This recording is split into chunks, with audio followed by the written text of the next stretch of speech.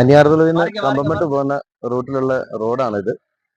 ഇവിടെ നിരന്തരമായിട്ടുള്ള അപകടങ്ങൾ നടന്നുകൊണ്ടിരിക്കുന്നത്. മാസത്തിൽ ഒരു 3 പ്രാവശ്യമെങ്കിലും വാഹനം ഇതുപോലെ ഈ റോഡിൽ നിന്ന് താഴോട്ട് പതിക്കുകയും ആൾക്കാർക്ക് പരിക്കേൽക്കുകയും ചെയ്യുന്നൊരു അവസ്ഥ നിലവിലുണ്ട്.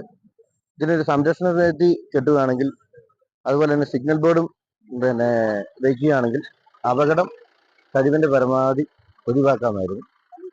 ഇവിടുന്ന് റോഡ് 2ആയിട്ട് തിരിയണം. ഒന്ന് അല്ലിയാറിനും ഒന്ന് കമ്പംമെട്ടിനുമാണ്.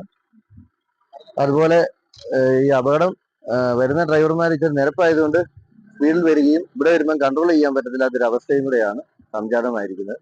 അധികാരികളുടെ ശ്രദ്ധയിലേക്ക് ഇത് എത്രയും പെട്ടെന്ന് എത്തിക്കുക എന്നതാണ് നമ്മുടെ ഓരോരുത്തരുടെയും കടമ. സംരക്ഷണ ഭിത്തി എത്രയും പെട്ടെന്ന് പിടിപ്പിക്കണമെന്നാണ് എൻ്റെ ഒരു ആഗ്രഹം. തിരുമേലി മേലത്തെ വളവ്